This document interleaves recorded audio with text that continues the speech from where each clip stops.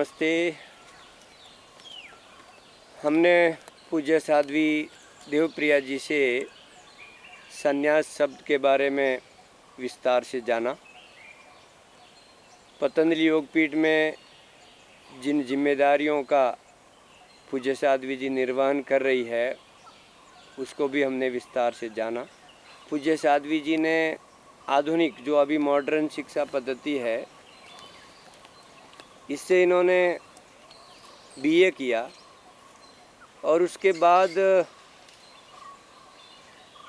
हमारी प्राचीन जो गुरुकुलीय पद्धति है उससे गुरुमुख से व्याकरण, वेद, उपनिषद का अध्ययन किया और उसके बाद पीएचडी करी। तो हम ये जानना चाह रहे हैं कि प्राचीन जो हमारी गुरुकुल पद्धति है और अभी जो आधुनिक शिक्षा पद्धति है इसमें क्या अंतर है, और आपको क्योंकि आपने दोनों पद्धतियों से अध्ययन किया है तो दोनों में क्या अंतर पाया, और आज के इस युग में विशेष रूप से गुरुकुल पद्धति जो अपनी शिक्षा पद्धति है उसकी क्या उपयोगिता आप समझती हैं, ये हमारे दर्शकों को आप बताएं। मैंने पहले जो आधुनिक मॉडर्न शिक्षा पद्धति है जी उससे पहले बीए किया जी। अब प्रश्न ये है कि वो शिक्षा लेते हुए मन में ये कैसे आया कि मुझे उधर जाना चाहिए जी। क्योंकि वो तो एक बिल्कुल अलग संसार है। कॉलेज का जो जीवन होता है और वहाँ की जो शिक्षा होती है वो एक बिल्कुल अलग प्रकार का इन्वायरमेंट होता है वहाँ पे। बिल्कुल बिल्कुल। तो इसमें मैं यही कह सकती हूँ कि कोई पिछले जन्मों के ऐसे संस्कार रहे होंगे जी। क्योंकि मुझे जब मैं 8वीं कक्षा में पढ़ती थी तभी से मेरे को ऐसे लगता था कि बचपन से वैसे घर में एक आध्यात्मिक इन्वायरमेंट था जी।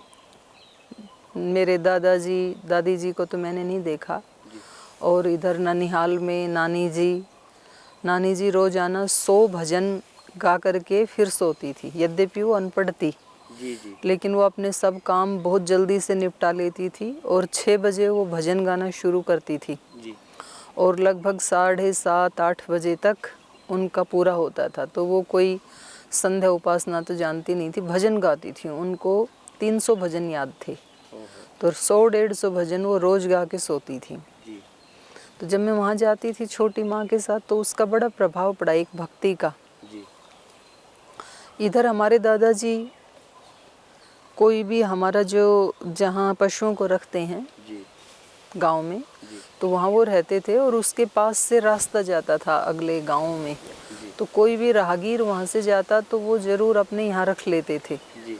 और उनमें बहुत सारे साधु सन्यासी भी होते थे। जी।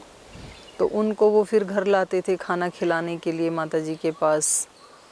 और कभी कभी तो ऐसे भी होता था कि मेरे को याद है मैं छोटी थी बहुत, तो एक सन्यासी आए थे और वो उन्होंने अपना झोला ऐसे टांक रखा था खूंटी के ऊपर आपके घर में जहाँ पशु रखते हैं दादाजी के जी, पास। जी जी।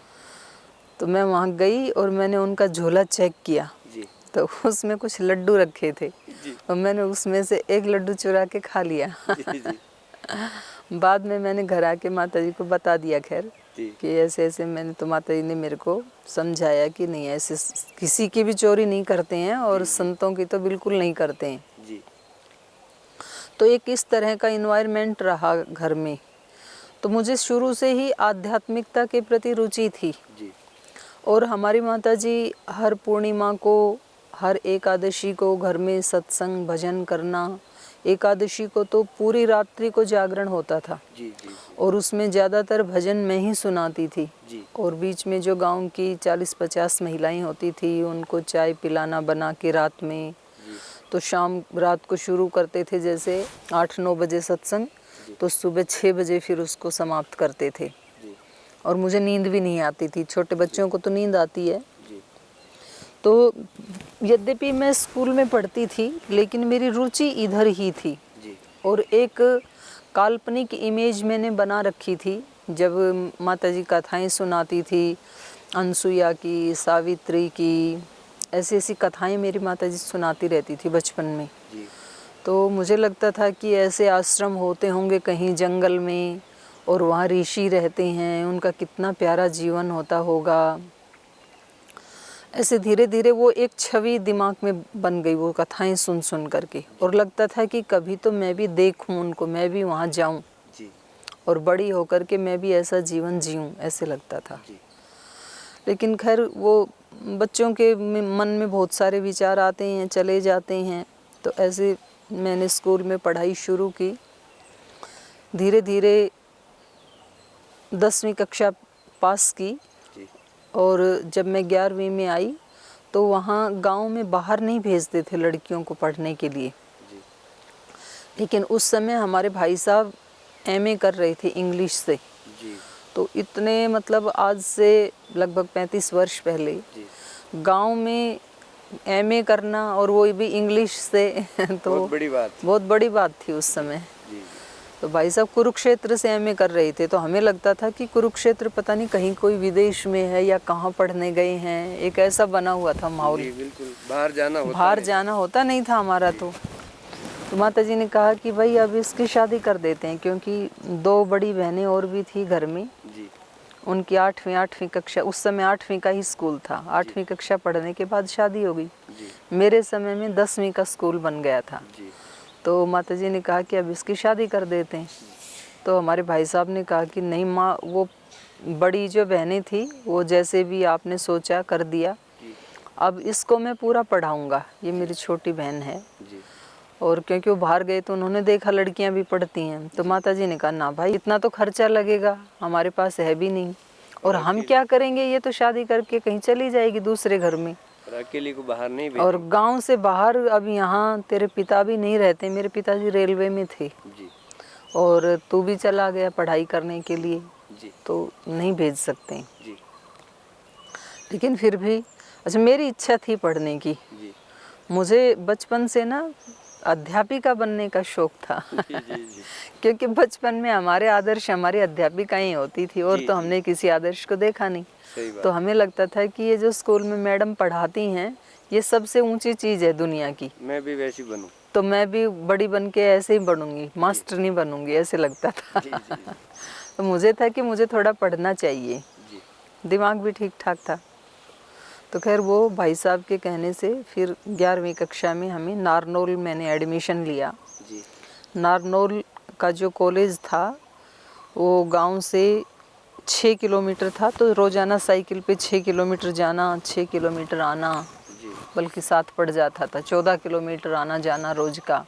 उस समय लड़कियों का साइकिल चलाना भी बड़ी बात। हाँ, वो मैंने चोरी छिपे साइकिल सीखी थी माताजी से, माताजी नहीं लेने देते थे। लेकिन जब मैं गई कॉलेज में तो वहाँ मैंने देखा कि जैसे 7-8 पीरियड होते हैं पढ़ाई के, अलग अलग सब्जेक्ट होते हैं। जी तो कोई लड़कियां 2 पीरियड पढ़ रही हैं, फिर उसके बाद वो कैंटीन में जाके पार्टी कर रही हैं, खाना खा रही हैं, कुछ समोसे खा रही हैं, जी फिर कुछ बीच में ही मार्केट चले गए घूमने, फिर आके एक पीरियड अटेंड कर लिया। मतलब पढ़ाई का माहौल नहीं था वहाँ जी जी कि एकाग्र होके पढ़ा जाए। 1-2 पीरियड लगते थे, जी उसमें भी कभी भाग जाते थे बीच में। तो मेरे को लगता था कि अच्छा, 10वीं तक हमने बहुत अच्छी मेहनत की गाँव में, जी जी तोड़, जी और अच्छे अंक लिए। जी तो मुझे लगता था यहाँ तो पढ़ाई का माहौल ही नहीं है अब जी 11वीं कक्षा में।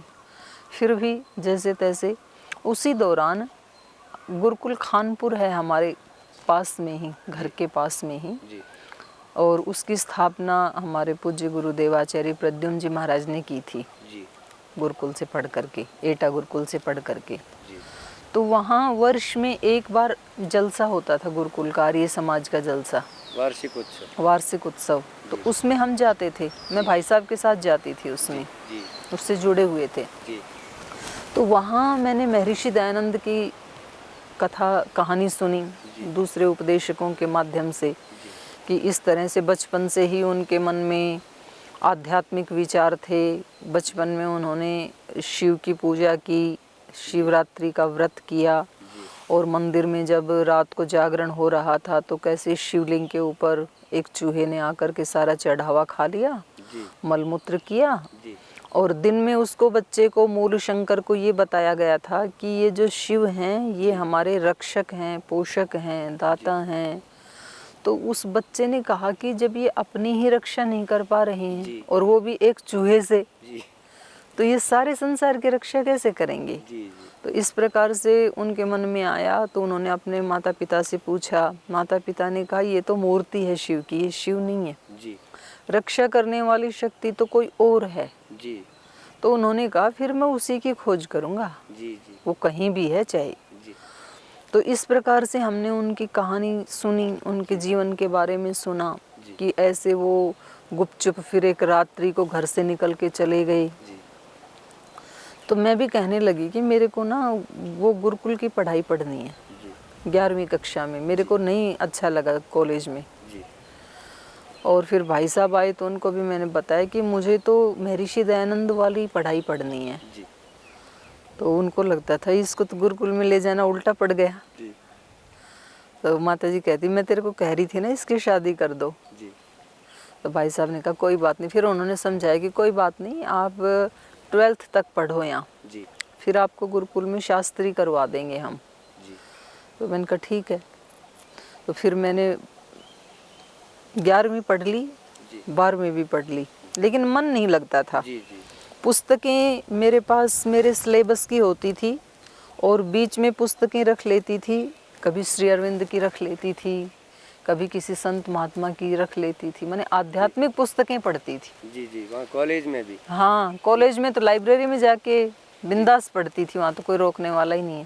जी घर में भी आकर के तो जैसे तैसे 12वीं कर ली। जी फिर मैंने कहा आप भेजो मेरे को। जी तब तक और ज़्यादा मन में वैराग्य आ गया कि बस 6 महीने पहले तो ऐसे गिनने लग गई थी एक एक दिन जी कि बस अब तो 6 महीने बचे हैं, उसके बाद तो मैं वहाँ जाऊँगी, ऐसे पढ़ूँगी। ऐसे लगता था जी कि जैसे कहीं गुरुकुल में जाके, आश्रम में जाके तो जाते ही भगवान जी मिल जाते हैं। जी जी ऐसे बच्चों के मन में रहता है, मेरे मन में भी ऐसे ही था जी कि इस दुनिया से अलग दुनिया होती है वो। जी तो फिर 12वीं पास के बाद फिर मैंने कहा जाने के लिए। तो फिर माता जी ने कहा कि नहीं अभी दाखिला ले लो फर्स्ट ईयर में, जी तो देखते हैं, तब तक कोई गुरुकुल ढूंढते हैं हम, दाखिला तो ले लो, जैसे ही मिलेगा वहाँ बातचीत होगी तो आपको भेज देंगे। जी तो मेरे को यही लगा। अच्छा, मैं बहुत जल्दी ना मान जाती थी बात, जी बड़ी होने के बाद भी मेरे को इतना ज़्यादा नहीं, जैसे बताते वैसे मैं मान लेती थी जल्दी। जिद नहीं करती। जिद भी नहीं, मेरे को विश्वास हो जाता था जी कि ये मेरे को सचमुच मेरे लिए कोई गुरुकुल ढूंढ रहे हैं जी और मेरे को टेम्परेरी ये एडमिशन दिलवा रहे हैं, ऐसे ही लगता था। टालने की बात नहीं लग रही। नहीं, मुझे नहीं लग रही थी, उनको तो पता था। जी तो फिर फर्स्ट ईयर में भी एडमिशन हो गया। जी फिर उसी दौरान जो है ना मैं ये पुस्तकें पढ़ना और शुरू हो गया, आध्यात्मिक पुस्तकें। जी तो मेरी भाभी को पता लग गया, तब तक घर में भाभी आ गई थी। जी तो फिर वो माता जी को बताती थी कि माँ ये अपनी बहन जी है ना, ये पढ़ाई की पुस्तकें नहीं पढ़ती हैं, जी ऊपर से लगा के रखती हैं, अंदर से वो वाली पुस्तकें पढ़ती हैं। जी जी तो माता जी ने डांटना शुरू किया। जी जब वो डांटती थी तो मैं छुपा छुपा के रखती थी, बिस्तर के नीचे रखती थी पुस्तकें कि उनको कहीं अलमारी में भी मिले ना वो पुस्तकें। जी तो ऐसे 1 वर्ष बीत गया। फिर अगला आया सेकेंड ईयर। जी मैंने फिर जिद की जी कि 1 वर्ष तो हो गया, आपने ढूंढा ही नहीं कोई गुरुकुल। जी तो उन्होंने कहा अब 1 वर्ष तो हो गया, जी तो 3 वर्ष की बीए होती है, अब यदि जाओगी तो 1 साल छूट जाएगा, जी अभी 2 साल पूरे कर लो, फिर एमए करने के लिए आपको गुरुकुल में भेज देंगे। जी तो बिल्कुल भी मन नहीं था, लेकिन थोड़ी मैं क्या कर सकती थी, जी मजबूरी थी। और इतना गांव में लड़कियों को हिम्मत भी नहीं होती है कि वो माता पिता को कुछ उस कह समय की बात सकें। उस बहुत समय अलग की थी। बात बिल्कुल अलग थी, आज की बात बिल्कुल अलग है। जी और माता पिता भी उतने पढ़े लिखे तो थे नहीं, जी पिता तो रहते ही नहीं थे, रेलवे में थे, बाहर थे। तो फिर बहुत सेकंड ईयर में आते आते ना एक ऐसा संघर्ष सा बन गया। जी मैं पुस्तकें छिपाती थी और मेरी भाभी का काम था वो इधर उधर से कहीं से भी ढूंढ करके वो माँ को माता जी को दिखाती थी जी। कि देखो ये पढ़ते हैं। तो मैंने कहा अब तो मेरे को जरूर गुरुकुल में ही पढ़ना है। बच्चों को जैसे जिद हो जाती है ना कि किसी काम के लिए ज़्यादा मना करें तो और ज़्यादा आग्रह हो जाता है।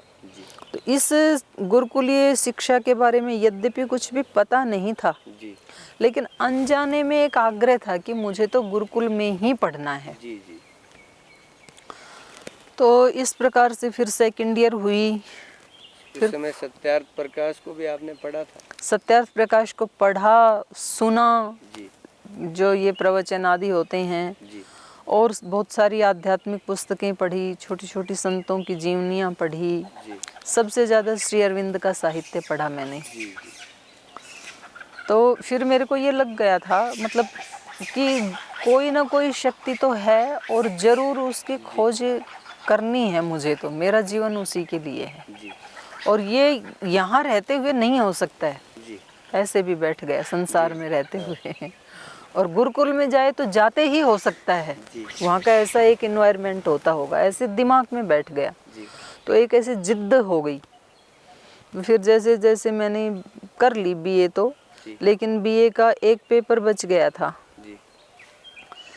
गैप होता है ना जैसे कॉलेज के पेपरों में, तो 3 पेपर दे चुकी, अब चौथा पेपर होने में 10 दिन का या 15 दिन का, ठीक से याद नहीं है, गैप था कि ये इतने दिन के बाद होता है। तो मेरे को तो ये लग रहा था कि मतलब 10 दिन भी यहाँ रहना मेरे लिए मुश्किल है, मुझे तो तुरंत जाना है। इधर फिर गुरुजी हमारे घर में आते रहते थे, आचार्य प्रद्युम्न जी महाराज, तो उनसे भी मैंने बताया कि मुझे ऐसे गुरुकुल में पढ़ना है। तो हमारे आसपास और कोई गुरुकुल तो था नहीं, गुरुकुल झज्जर पड़ता था, वो लड़कों का गुरुकुल है। मुझे ये नहीं पता था पहले, लड़कों का अलग होता है, लड़कियों का अलग होता है गुरुकुल, ऐसे कुछ नहीं मालूम था मेरे को। कॉलेज में तो साथ में ही थी पढ़ाई? नहीं, हमारा तो अलग था वैसे नारनौल। जैसे ही मैंने एडमिशन लिया उसी वर्ष महिला कॉलेज अलग से बना नारनौल में। तो मेरी उसी में हुई, महिला कॉलेज में ही मेरी शिक्षा। तो फिर मैंने गुरुजी से कह रखा था कि मुझे ऐसे ऐसे पढ़ना है, और मैंने घर वालों को भी बता रखा है, माताजी को भी बता रखा है। भाई साहब की हो गई थी एमए तब तक पूरी, वो भी घर आ चुके थे, लेकिन अब वो न्यूट्रल हो गए थे। पहले तो कहते थे कि हम खूब पढ़ाएंगे, लेकिन उनका ये कहना था कि आप बीए करो फिर अंग्रेजी से एमए करो, इस दृष्टि से पढ़ाना चाहते थे वो। एमए करो, पीएचडी करो, एमफिल करो, लेक्चरर बनो, प्रोफेसर बनो, इस लाइन में आपको जो भी करना है हम आपका पूरा सहयोग करेंगे। और इधर आने से ऐसे लगता था कि फिर शादी नहीं करेगी। अच्छा, मेरे को कॉलेज में पढ़ते समय मैं हमेशा हाई नेक के कुर्ते पहनती थी, जैसे आपके कोट का जैसा है ना, ऐसे। तो कभी लड़कियां पूछती थी कि आपको कहीं कोई फोड़ा है, कोई जला हुआ है, यहाँ कुछ कोई फॉल्ट तो नहीं है? मैंने कहा नहीं, मुझे कुछ भी नहीं है। हाँ, मैंने कहा ऐसा कुछ नहीं है। तो फिर उन सब को दिखाने के लिए मैंने एक गला इतना बनाया जिसमें यहाँ से उनको दिख जाए कि मेरा कुछ यहाँ गड़बड़ नहीं है, फॉल्ट नहीं है। तो कहते थे तू सबसे अलग रहती है, ये लाइब्रेरी में पढ़ती रहती है। तो मेरे को गुरुजी कहने लग गई थी लड़कियाँ। मजाक में वो कहते थे हम तेरे कोई गुरुजी बना लेते हैं। तो फिर मैं एक पेपर जब बचा था तो उसको छोड़ करके ही फिर गुरुकुल में आ गई थी। और गुरुकुल में भी मैं इसी में आई, लड़कों वाला जो झज्जर गुरुकुल था, आचार्य विजयपाल जी थे वहाँ पे। तो उन्होंने बताया कि ये तो लड़कों का गुरुकुल है। तो मैंने कहा फिर कोई लड़कियों के गुरुकुल में आप ही भेजो मुझे, घर वाले तो भेजते नहीं हैं। और घर से भी मैं बिना बताए आ गई थी उस दिन। 4 बजे उठी और मैंने सोचा कि मेरे को आज जाना है, और ना माताजी को बताया। तो एक मैं शुरू से ही अलग कमरे में सोती थी, बचपन से ही। कुछ चीज़ें जो है ना, पता नहीं आज तक भी वो मेरी आदत है, और कि मैं रात को सोते समय किसी के साथ रूम शेयर नहीं कर सकती हूँ। बेड शेयर करने की तो बात बहुत दूर है, कोई दूसरा व्यक्ति उस कमरे में है तो मेरे को ठीक से नींद नहीं आएगी, मुझे अकेले चाहिए। तो गांव में एकांत प्रिय रही। हाँ, गांव में घर में जैसे 4 कमरे थे हमारे यहाँ, तो माताजी और मैं 2 ही थे। मेरी बड़ी बहनों की शादी होके ससुराल चली गई, भैया पढ़ाई करने के लिए बाहर गए थे, और पिताजी सर्विस में थे, रेलवे में थे, तो दो ही हम माँ बेटी थे। तो माताजी कहते कि बेटा हम दो माँ बेटी हैं, एक ही कमरे में सोएंगे दोनों, जी तो रात को भजन गाएंगे, थोड़ी मेरे पैर दबाना। मैंने कहा मैं आपको भजन भी सुना दूंगी, आपके पैर भी दबा दूंगी, जी लेकिन जब आप सो जाओगी तब मैं जाऊंगी अपने ही कमरे में। जी तो मैं अपने ही उसमें जाके सोती थी अकेली, उधर माताजी अकेली। जी उसके बाद फिर भाभी भी आ गई और गांव गली की जो भी महिलाएं आती वो बात करती। जब वो बात करती तो मैं अंदर अपने कमरे में बैठी होती थी। मैं कभी भी उनके साथ बातें शेयर नहीं करती थी, उनके साथ नहीं बैठती थी। जी एकांत में रहने का था मेरा स्वभाव। तो जैसे बैठक होती है गांव में, जी उसके दो दरवाजे होते हैं, एक घर की अंदर की तरफ खुलता है, एक बाहर की तरफ खुलता है, रास्ते की तरफ। जी तो उसमें मैं सोई हुई थी। जी छोटा बच्चा मेरा भतीजा था मुकुल, मेरे पास सोया हुआ था, जी और वो बचपन से ही मेरे ही पास सोता था। जब वो 16 दिन का था तब से। जी तो एक बार उसके पास से उठ के जाने में थोड़ा सा मेरे को मोह हुआ। जी मेरे को लगा कि ये सुबह उठेगा तो ये पूछेगा कि मैं कहाँ हूँ, ये मांगेगा, फिर रोएगा। लेकिन मैंने कहा रे ये संसार तो ऐसे चलता है, तू चल, जी ये लोग तेरे को 10वीं से यहाँ लगाए हैं फंसा करके, हाँ 11वीं कर लो, 12वीं कर लो, बीए कर लो। अच्छा अभी बीए होते ही हल्की फुल्की माताजी चोरी छिपे चर्चाएं करने लगी थी जी कि कोई लड़का देखो, शादी करेंगे ऐसे। और वो उस समय कुछ जैसे जो भी अच्छे कपड़े होते, अच्छी साड़ियाँ होती, तो उनको रखती थी, ये इसके दहेज में दे देंगे ऐसे। तो मैं बोलती थी मैं माता जी क्यों रख रही है, मेरे तो किसी काम के हैं नहीं। जी तो माता जी कहती थी कि तू, तेरे से कौन पूछ रहा है, हाँ तुझे नहीं समझ में आएगा। तू क्यों इंटरव्यू, तू अपनी पढ़ाई कर। जी जी तो मैं कहती अच्छा ठीक है। फिर धीरे धीरे माता जी ने गले का वो चेन बना दी, कानों के बना दिए, झुमकी की धीरे धीरे बनाएंगे, एक साथ बनाने में जोर पड़ेगा।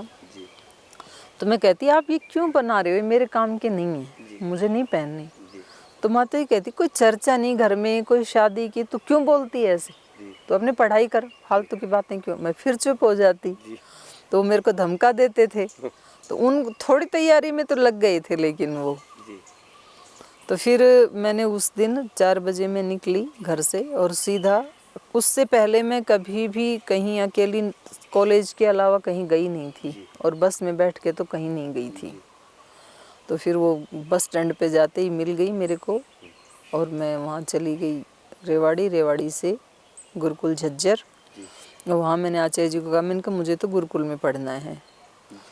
तो उन्होंने देखा कि ये अकेली है, जी तो भाई गुरुकुल में पढ़ना है तो कोई तो आएगा ना घर से। जी तो मैंने बताया मैं नहीं बता के आई किसी को भी। जी तो उन्होंने फिर आज हमारे जो गुरुजी हैं जी आचार्य प्रद्युम्न जी, उनको फ़ोन किया, क्योंकि प्रेरणा तो वही देते रहते थे ना, घर में आना जाना भी था। जी उन्होंने उनको बताया कि ऐसे ऐसे ये यहाँ आ गई हैं जी और गुरुकुल में पढ़ना है, ये जिद कर रही हैं, तो हम इनको लोहा कला गुरुकुल लेके जाते हैं। झज्जर से लगभग 1 घंटा लगता था। जी तो एक वानप्रस्थी थे वहाँ पे, वो अपनी उस पे बाइक पे बिठा के फिर मेरे को लोहा कला गुरुकुल में छोड़ के आई। वहाँ 300 लड़कियाँ पढ़ती थी उस समय। बड़ा गुरुकुल था, हरियाणा बहादुरगढ़। जी तो वहाँ जाके मेरे को लगा कि हाँ मंजिल मिल गई है, जी जिसके लिए मैं इतने दिन से लालायित थी। ये कुछ नहीं पता कि वहाँ सब श्वेत वस्त्रों में कन्याएं, और फिर मेरे पहुँचने के थोड़ी देर बाद ही शाम को संध्या का समय हो गया। तो उनका वो मैंने मंत्र पाठ सुना, तो बहुत अच्छा लगा मेरे को वहाँ का इन्वायरमेंट। इधर घर में माता पिता, इनको पता लगा, बड़े परेशान हुए।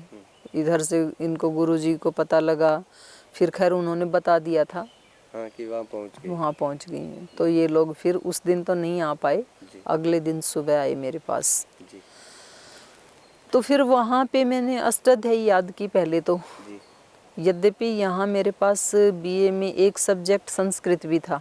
जी तो माता जी मान गई? ना कहाँ मान गई, सुनो तो 90 से अबाउ मेरे को नंबर आते थे संस्कृत में हमेशा। जी मुझे लगता था मुझे बहुत अच्छी संस्कृत आती, और वहाँ जाते ही जो अष्टाध्यायी मेरे हाथ में दी, तो मुझे उच्चारण करना भी नहीं आता था। तो यहाँ की संस्कृत और गुरुकुल की, 90%? कॉलेज में भी और स्कूल में भी 90 से अब कभी 96, 97, 95 ऐसे आते थे। जी तो मुझे लगता था कि मुझे क्योंकि वहाँ तो बहुत हल्की संस्कृत होती है, शब्द रूप धातु रूप, और वहाँ जाते ही हाथ में अष्टाध्यायी पकड़ा दी। जी। तो मुझे लगा कि भाई ये तो आ तो गई, पर यहाँ तो मेरे पैर पंजे जमेंगे नहीं, ये तो इतनी बड़ी। और फिर ये बताया कि पहले इसको याद करो, कंठस्थ करो। तो भाई जिस चीज़ का अर्थ ही नहीं आता उसको कैसे याद करें, पहले उसका अर्थ तो आए। तो आते ही स्वामी जी बोलते हैं ना, अष्टाध्यायी कष्टाध्यायी, ऐसे ही बोला जाता है गुरुकुल में, कष्टाध्यायी बोलते हैं जी। तो उसको पहले तो बोलना ना आए, उच्चारण करना ना आए, और फिर आए तो उसको बड़ी मुश्किल से याद करें, 20-25 सूत्र, कभी 30 सूत्र याद करें। आज मुश्किल से याद किया, कल भूल जाएं उसको, वो याद ही ना रहे, क्योंकि जिसका अर्थ नहीं आता है तो कैसे याद रहे, और वो भी इतनी बड़ी उम्र में। जी। तो घर वहाँ आकर के आई उन रेल रे ए ओ गैया उच है और अटलणियम गणनम झभय घड़दश जब घड़दश खप चटते चटतव कपयस सर हलिति प्रत्याहार सूत्राणी, ऐसे रटना शुरू किया। जी।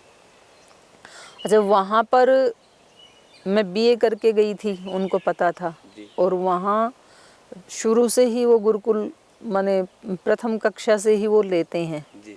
तो 8वीं तक कक्षा के जो बच्चे थे उनको पढ़ाने की मेरी ड्यूटी लगा दी उन्होंने, जी। कि हमें एक अध्यापिका मिल गई। क्योंकि मेरे पास, मुझे लगता था फीस आदि तो है नहीं देने के लिए, घर से मैं बिना बता के आई हूँ, तो चलो मैं अपनी सेवा करके अपनी पढ़ाई कर लूँगी। तो मैं सुबह 3 बजे उठ करके 3 बजे से 4 बजे तक 1 घंटा याद करती थी।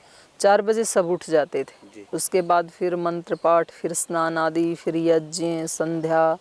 और वहाँ पर गायें थी, 6-7 गायें दूध देती थी। गाय 14-15 थी, उसमें से 6 या 7 गायें दूध देती थी। और दूध निकालना एक ही लड़की को आता था वहाँ पे।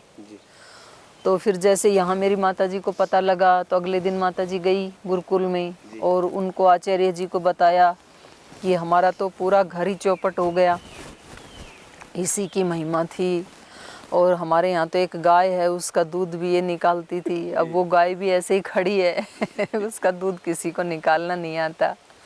तो आचार्य जी को पता लग गया कि इसको दूध भी निकालना आता है। अरे वाह। तो अगले दिन से 3 गायों का दूध निकालने की मेरी ड्यूटी शुरू। तो फिर गायों का दूध दोना, फिर उसके बाद 8 घंटे पढ़ाना। वो सुबह 9 बजे से 4 बजे तक विद्यालय लगता था, तो मेरी वहाँ ड्यूटी पढ़ाने में शाम को फिर से यज्ञ हवन करवाना, उसमें मेरी ड्यूटी लगा दी। वो हवन बड़ा करते थे वहाँ, 2 घंटे का लगभग वेद पाठ चल रहा था उस समय। तो खैर कहने का ये है कि मेरे को 1 सेकंड का भी टाइम नहीं मिलता था, सुबह 3 बजे से लेकर के रात को 9 बजे तक। और इधर से मानसिक रूप से परेशानी आ तो गई, फिर माताजी आके बहुत रोने लगे और बोले मैं छोड़ूंगी नहीं, मैं तो लेके जाऊंगी। तो खैर एक बार वो मेरे को वापस लेके भी गए घर, अगले दिन आकर के ना। वो बहुत ज़ोर से बिलख रही थी, रो रही थी माताजी। तो जो हमारी आचार्य थी उन्होंने कहा वीरा तू जा, एक बार घर जा और फिर आराम से आ जाना, रख लेंगे। भाई साहब भी साथ आए माताजी के, तो उन्होंने कहा तू एक बार घर चल, क्योंकि वहाँ गांव में सब ऐसे कह रहे हैं इनकी तो लड़की भाग गई, पता नहीं कहाँ गई। अच्छा, वहाँ कोई गुरुकुल जानता भी नहीं है, आसपास कोई गुरुकुल था भी नहीं। हमारे ये खानपुर था, उसमें कुछ लड़के सन्यासी रहते थे। तो बोले पूरे ऐसे माहौल ख़राब हो गया वहाँ पे। तो मैं आ गई, फिर भेजा तो उन्होंने।